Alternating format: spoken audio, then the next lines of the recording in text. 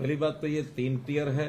दूसरा ये सरपंच राज के बजाय पंचायती राज इस पर चलने का एक सिस्टम, क्योंकि हम इनको अधिक से अधिक ताकतें नीचे ग्राउंड लेवल पर दें, उसके लिए पिछले कुछ सालों से लगातार प्रयत्न कर रहे हैं।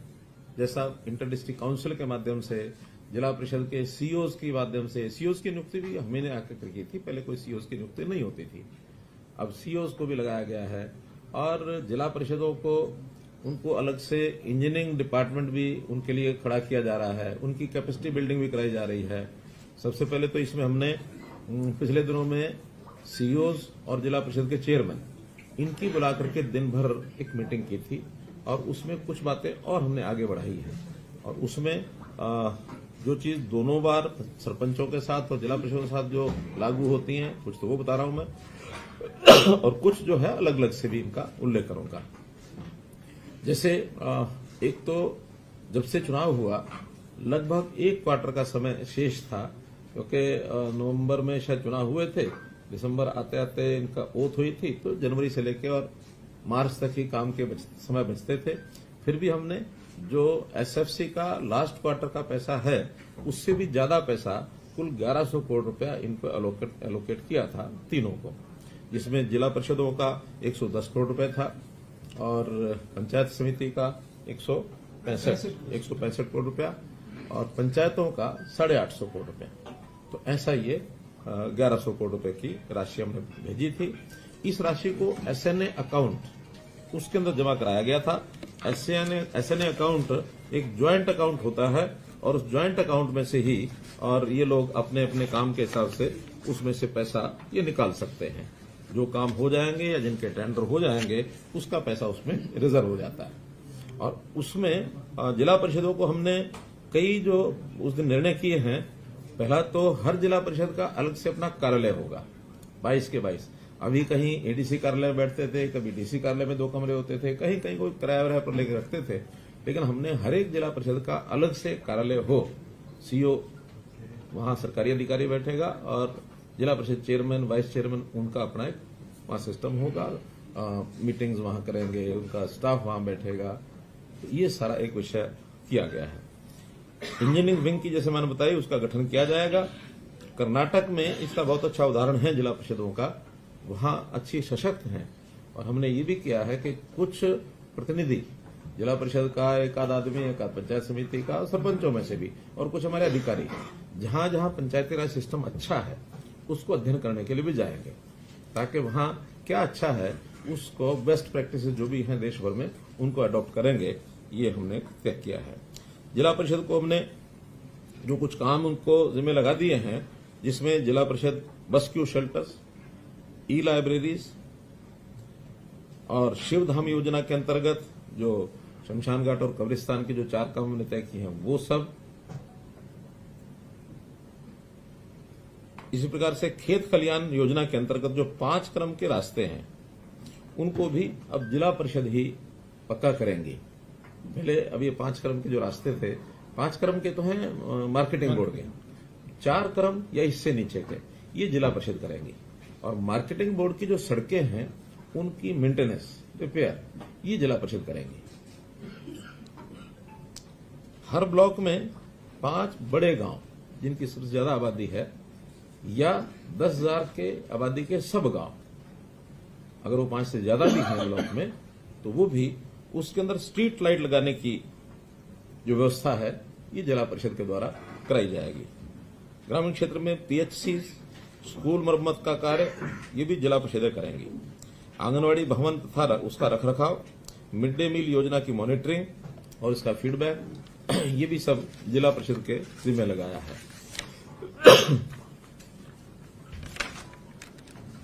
स्वच्छता अभियान के अंतर्गत भी जैसे शहरों में म्यूनिसिपैलिटीज कराती हैं, वैसे जिला परिषद घर घर कूड़ा एकत्र करने की प्रक्रिया वो भी उनके माध्यम से शुरू कराई जाएगी। सॉलिड वेस्ट मैनेजमेंट के तहत बायोडिग्रेडेबल, नॉन बायोडिग्रेडेबल कूड़े को जो अलग अलग उसका निष्पादन करना है, सेग्रीगेशन करना है, वो भी उनके द्वारा कराया जाएगा। इस प्रकार से ग्रामीण क्षेत्र में जो स्वच्छता व्यवस्था का जो बड़ा काम है ये जिला परिषदों के माध्यम से और इसको इनिशिएट किया जाएगा।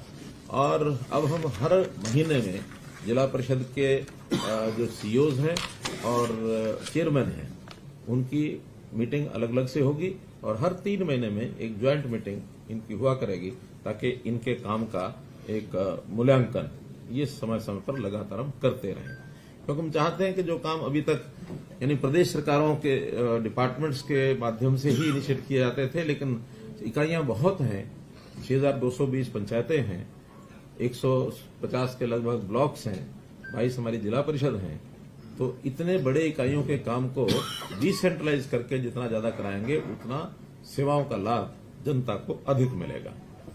इसी प्रकार एक हमारी पंचायत समिति को लेकर के भी अलग से बैठक होनी है, उनको भी कुछ काम जो हमने विचाराधीन है लेकिन फाइनल करेंगे तो आपको बताएंगे। अभी तो सरपंच, क्योंकि सरपंचों का जब चुनाव हुआ उस समय भी कुछ बातें हमने घोषित की थी। एक विचार ऐसा इस बार बना था कि ये सारे काम जनता के जो लिए काम किए जाते हैं उनको अधिक से अधिक पारदर्शी बनाना और जो काम ठीक न करे उसको जवाबदेह बनाना, इसका भी हमने एक अभियान लिया है। जितना पैसा हम भेजेंगे, अब चूंकि टेक्नोलॉजी का जमाना आ गया है तो टेक्नोलॉजी से हर चीज को मॉनिटर भी किया जा सकता है। वो समय अब खत्म हो गया कि जब कोई प्रधानमंत्री भी ये कहता था कि 1 रुपया ऊपर से भेजा जाता, नीचे 15 ही पैसे पहुंचते हैं। अब तो टेक्निकली 1 रुपया अगर भेजा जाएगा तो 1 ही रुपया खाते में नीचे जाएगा, बीच में कोई स्कोप नहीं है उसमें से कोई एक भी पैसा निकाल ले।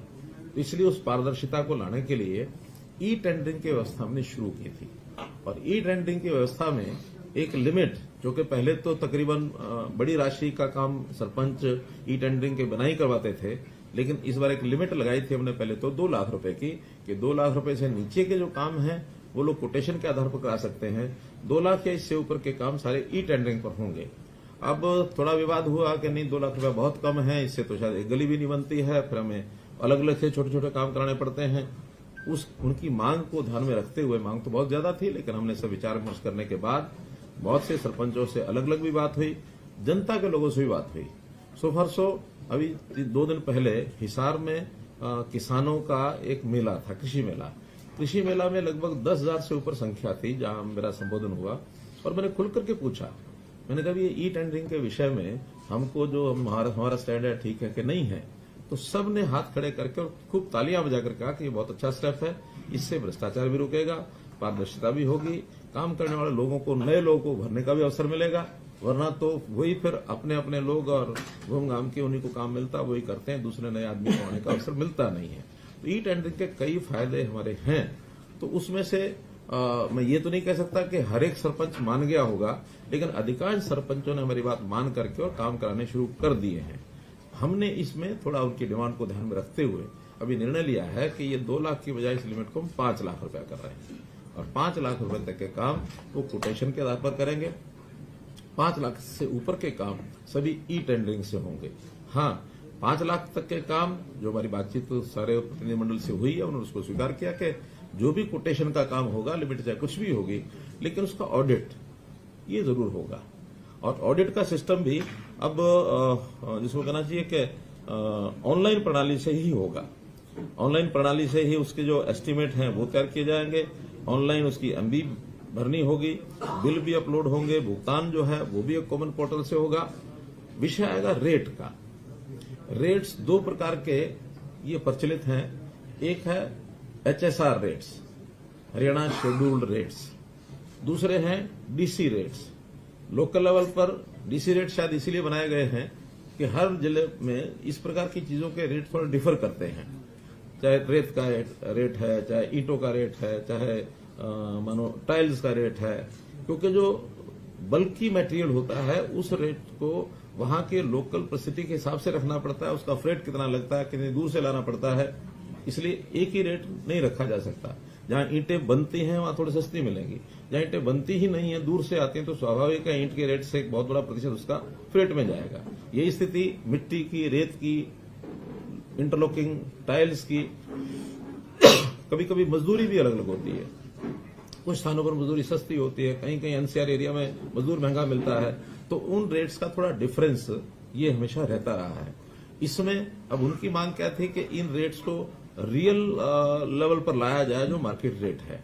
हमने निर्णय करके उनको बता दिया है कि कुछ आइटम्स, खास करके जैसे इंटरलॉकिंग आइटम्स हैं या ईंटें हैं, जो एक स्टैंडर्ड कुछ तय किया जा सकता है उसका, इसका रेट कंट्रैक्ट करेंगे हर जिले का। ब्लॉक का है, जिले का सर, जिले का है सर। जैसे ब्लॉक लेवल पे अगर कोई वेरिएशन आती है तो कैप्चर करते हैं, बट ये डीसी रेट जो ब्लॉक लेवल पे करते हैं, इंटरलॉकिंग का जो रेट कॉन्ट्रैक्ट करेंगे वो डिस्ट्रिक्ट लेवल पर ही रेट कंट्रैक्ट होगा। उस रेट से सस्ता कोई लेना चाहे लेके लगा सकता है। क्वालिटी जो तय होगी, उसका पैरामीटर तय होगा, वही ली जाएगी। लेकिन अगर कोई व्यक्ति किसी व्यक्ति से कुछ नेगोशिएशन करके सस्ता भी लेना चाहता तो ले सकता है, लेकिन मैक्सिमम रेट वही होगा जो रेट कंट्रैक्ट होगा। रेट कंट्रैक्ट में जो पार्टीज टेंडर करेंगी, जो उसमें पार्टिसिपेट करेंगी और रेट मैचिंग जो करेंगी L1 को, उनको सबको सप्लाई करने का अवसर दिया जाएगा। किसी से भी मटेरियल जो है वो लिया जा सकता है। फिर इसकी जो गुणवत्ता की जांच करने के लिए सोशल ऑडिट सिस्टम, इसको हम स्थापित कर रहे हैं। अगले 6 महीने के अंदर इसका विधिवत एक सिस्टम बन जाएगा। वहीं गांव के प्रमुख लोगों की टीम बनेगी, वही उसका ऑडिट करेंगी, जिसके अंदर कुछ रिटायर्ड लोग होंगे, कुछ पूर्व जनप्रतिनिधि होंगे, जो एक सहमति के आधार पर ग्राम सभा को भी बताया जाएगा। उसमें भी अगर कोई गलत आदमी आया तो उसको बाहर करके ग्राम सभा की जो बैठक है उसके अंदर उसको सैंक्शन कराएंगे। ये आपकी यहाँ की सोशल ऑडिट टीम है। तो ऐसे सोशल ऑडिट के माध्यम से भी जांच की जाएगी। और एक हमने क्वालिटी एश्योरेंस अथॉरिटी ये बनाने का भी शुरू कर दिया है, बहुत जल्दी नोटिफाई हो जाएगी। छोटे बड़े प्रदेश में जो भी काम है, सबकी क्वालिटी को एक प्रकार से उसको सुनिश्चित करने के लिए ये जो क्वालिटी असेसमेंट अथॉरिटी होगी, ये अपना मैकेनिज्म खड़ा करेंगे। कहीं भी चलते हुए काम में भी वो चेक करेंगे। चलते हुए काम के बाद, यानी पूरा होने के बाद भी शिकायत मिलती है तो ये क्वालिटी एश्योरेंस अथॉरिटी उसकी जांच करेगी। नहीं, ये तो सबके लिए, पूरे प्रदेश में क्वालिटी एश्योरेंस अथॉरिटी हर सिविल वर्क के लिए, वो पंचायती पर भी लागू होगा, बाकी भी लागू होगा। और ये जो 5 लाख रुपए की राशि की लिमिट बनाई है नेगोशिएशन की, इसमें चाहे वो 5 लाख या 5 लाख से कम के काम हो, क्योंकि जरूरी नहीं कि हर काम 5 लाख का होगा, 2 लाख के भी होंगे, 3 के भी हो, 1 का भी होगा। तो ऐसे कोटेशन के आधारित कुल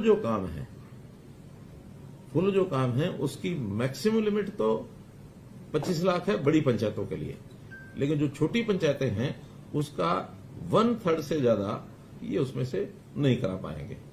मानो कुल मिलाकर के है ही 50 लाख रुपया किसी पंचायत के पास, तो 17 लाख रुपए के काम वो उसमें से कोटेशन पर करा पाएंगे, बाकी काम ई टेंडरिंग से ही कराएंगे।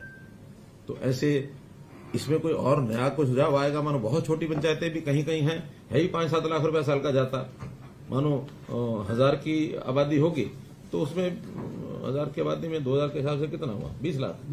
हाँ, तो 1000 की आबादी में 20 लाख रुपया जाएगा। तो उनके काम भी उतने छोटे छोटे उतने ही होंगे। अगर वहां बड़े काम का स्कोप नहीं होगा तो छोटे काम का दोबारा से सोच सकते हैं। लेकिन अभी पहले चरण में हमने ये सोचा कि कोटेशन के काम जो हैं वो मैक्सिमम तो 25 लाख, लेकिन 1/3 से ज्यादा नहीं सालाना। मतलब 75 लाख है तो 25 बन गया, अगर 20 है तो फिर वो 7 एक ही साथ। अगर 75 लाख से ऊपर भी किसी गांव का अलॉटमेंट है तो 25 लाख का काम करा सकता है।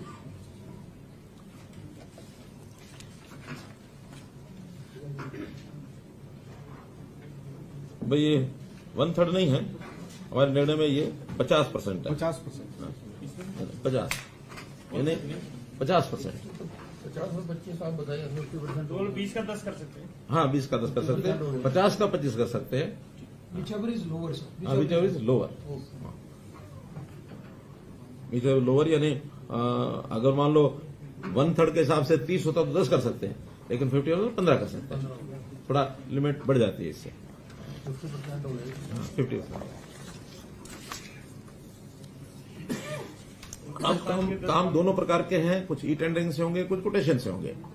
ई टेंडरिंग के जो काम होंगे उसकी क्वालिटी, उसका बाकी सब, कोई भी शिकायत आएगी उसकी क्वांटिटी क्वालिटी में किसी प्रकार की, उसकी जिम्मेवारी अधिकारी की होगी। जो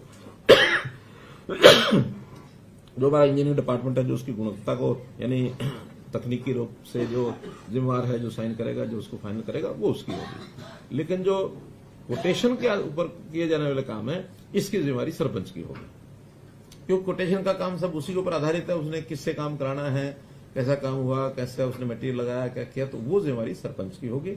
इसलिए अब सोचना सरपंच ने और पंचायत ने है कि हम अपने इस काम को कोटेशन के आधार पर भी कराएं या ई टेंडरिंग में ही जाएं।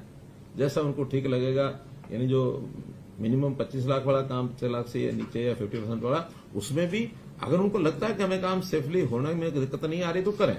अगर उनको लगता है कि नहीं इसमें तो हमें ही कठिनाई आ रही है तो फिर वो ई टेंडर में चले जाए, छोटे काम भी चले जाए तो 25 लाख तक भी टेंडरिंग में जा सकते हैं। जा सकते हैं। उससे नीचे वाले तो जा ही सकते हैं, उससे ऊपर नहीं जा सकते। 5 से नीचे वाला, 5 से ऊपर तो ई टेंडरिंग है। हाँ, 5 लाख से ऊपर के तो ई टेंडरिंग है ही है। एक विषय था कि इनको जो मानदेय हम देते हैं उस मानदेय को बढ़ाया जाए, तो हमने उसको भी अप्रैल से जो मानदेय उनको मिलेगा अब आगे 3,000 रुपए से बढ़ाकर सरपंच के लिए 5,000 रुपया किया है, और जो पंच है उसका मानदेय 1,000 से बढ़ा के 1,600 रुपया किया है, और इसको डीए रेट के साथ जोड़ दिया है। यानी जो बेसिक 3,000 और 1,000 है इसके ऊपर डीए, जैसे आज की डेट में वैसे तो डीए 40-42% ही है, 42%। हाँ, तो 42% के हिसाब से तो ये बनता 4,200 रुपया, लेकिन अभी हमने उसको 5,000 कर दिया है। इसी प्रकार से 1,000 का भी वो 1,400 बनता, उसको 1,600 कर दिया।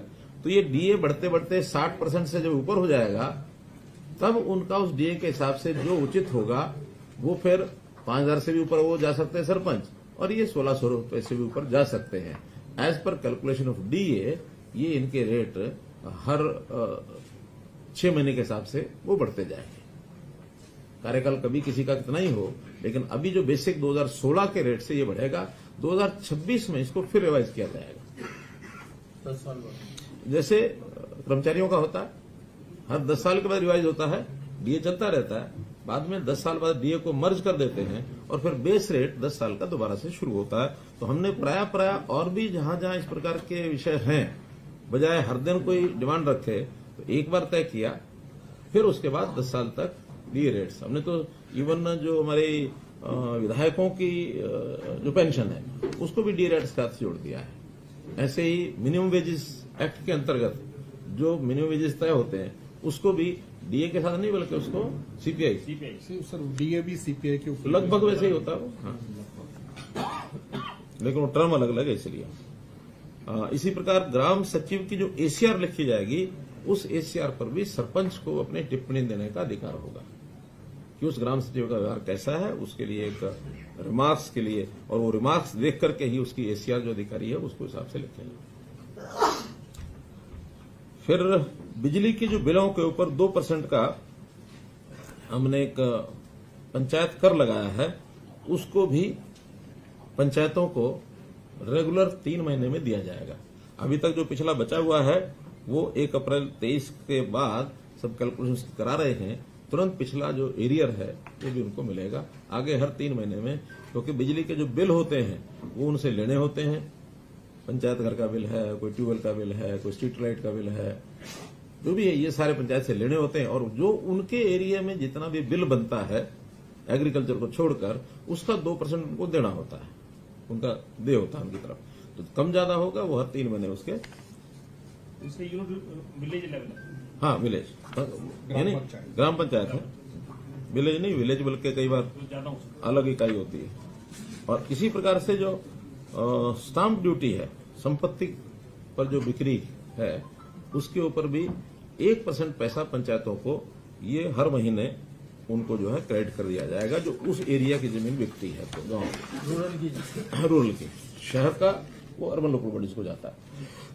रूरल का 2% होता है, 1% पंचायतों को, आधा % पंचायत समिति को, आधा % जिला परिषद को, 2% पूरा उनको जाएगा।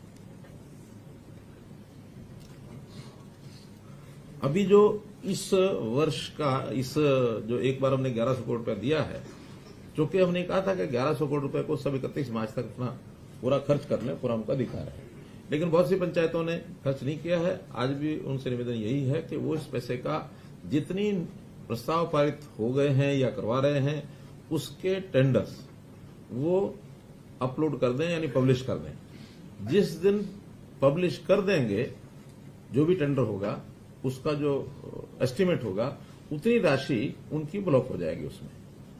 वैसे तो सामान्यतः उस अकाउंट में पैसे तब निकालते हैं पेमेंट करनी होती है, लेकिन हम ये भी सुविधा दे रहे हैं कि अभी भी वो टेंडर पब्लिश करेंगे उसी दिन से वो राशि उनकी 31 मार्च से पहले वो उनके लिए हो जाएगी, बाकी जो है वो अगले साल में चली जाएगी। है। कोटेशन वाले होंगे हाँ कोटेशन वो बता रहा हूं अलग। पहले तो ये है ई टेंडरिंग का। कोटेशन में भी 25 मार्च तक जितनी कोटेशंस उनका वर्क अलॉट हो गया होगा वो तो पैसा उसमें से रिजर्व हो ही जाएगा। इसके अलावा भी 25 मार्च के बाद भी हम उसके लिए 2 श्रेणियां बना रहे हैं। उन 2 श्रेणियों में एक के लिए 5 लाख रिजर्व रख रहे हैं, दूसरे के लिए 10 लाख, ताकि इस 5 लाख और 10 लाख को भी 25 मार्च से 31 मार्च तक वो यूज कर सकेंगे, और वो नहीं करेंगे तो वो भी फिर आगे चला जाएगा। तो इस प्रकार से श्रेणी बनाई है। जिनकी टोटल राशि सैंक्शन 20 लाख तक है उनके लिए 5 लाख रुपए छोड़ेंगे, और जिनकी राशि 20 लाख से ऊपर है उनके लिए 10 लाख छोड़ेंगे, ताकि इस राशि को 5 दिनों में और भी कुछ छोटा बड़ा काम उनको ध्यान में आता है तो वो उसको करा सकते हैं। बाकी सब काम 1 अप्रैल से नए साल का जितना भी पैसा है वो 1 अप्रैल से फिर उनको इसी प्रकार से उपलब्ध हो जाएगा एसएनए अकाउंट में। और ये अकाउंट हर वर्ष यानी 4 बार में दिया जाएगा उनको, जो एसएनए अकाउंट में क्वार्टर वाइज। जो ये पैसा बचेगा ये नहीं, ये तो खत्म ही हो गया, यानी अगला और मिल जाएगा उनको अप्रैल में। और उनको क्वार्टर में खर्च करना है। पहले क्वार्टर में 30%, दूसरे क्वार्टर में 30%, तीसरे में 20%, चौथे में 20%। 30-30-20-20 जो पैसा उनका है वो उन्हीं का है। हाँ, बचे हुए पैसे का उपयोग जहां जरूरत ज्यादा है या जिन लोगों ने काम ज्यादा कराना है उनको ट्रांसफर करेंगे, पैसा वो उन्हीं का है। और इस समय तक जो कामों का हमारे पास ये जो शर्त लगा रहे हैं, ये तो पंचायतों की अपनी आमदन का पैसा एक हम सरकार से भेजते हैं, तो ये जो सरकार से भेजते हैं उसी की बात है। हाँ, अपना तो उनके पास उनका है ये तो सरकार से जो उनको स्टेट फाइनेंस कमीशन का पैसा दिया जाता है उसी के लिए। हमने जो 1100 करोड़ दिया ये स्टेट फाइनेंस कमीशन का ही है।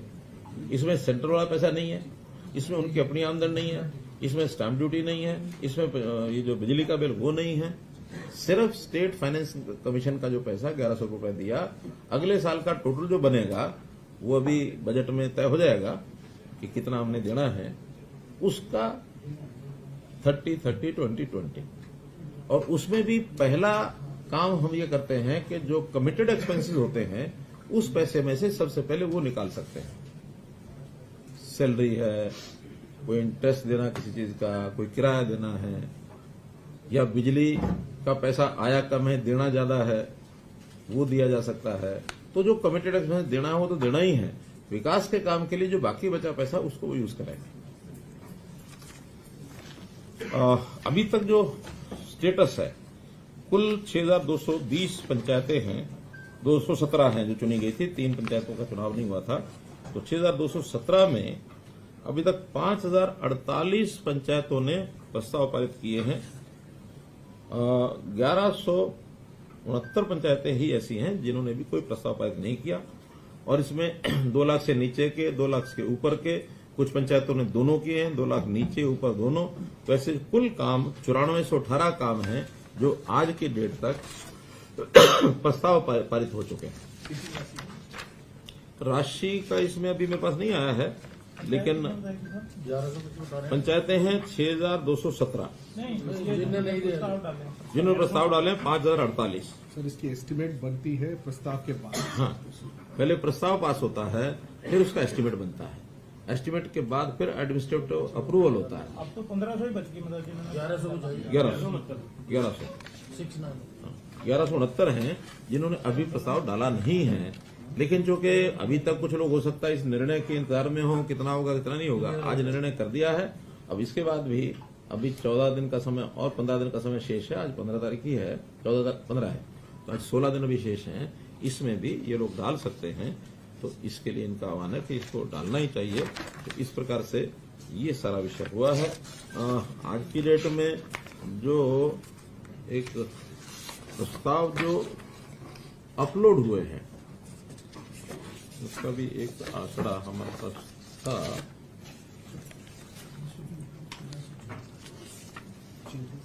नहीं, 991 प्रस्ताव इसमें से अपलोड हो चुके हैं। एडमिनिस्ट्रेटिव अप्रूवल भी लगभग 1400 की हुई है। ये अब डले हैं, तो अब 991 डले, इसमें 7 दिन का 15 दिन का अमाउंट के हिसाब से टाइम होता है। तो कोई 7 दिन में क्लियर होगा, कोई 15 दिन में क्लियर होगा। अब 1044 हो गए। मेरे पास 991 का आंकड़ा है अभी लेटेस्ट 1044 है। ये तो हर घंटे में बदलता है। सर 2024 प्रस्ताव अपलोड हो गए हैं। हाँ, टेंडर हाँ, प्रस्ताव तो अपलोड नहीं होते हैं। प्रस्ताव का तो फिर बाद में जाता है जेई को। प्रस्ताव जेई को जाता है, जेई उसका एस्टीमेट बनाता है। एस्टीमेट बनने के बाद फिर वापस पंचायत उसका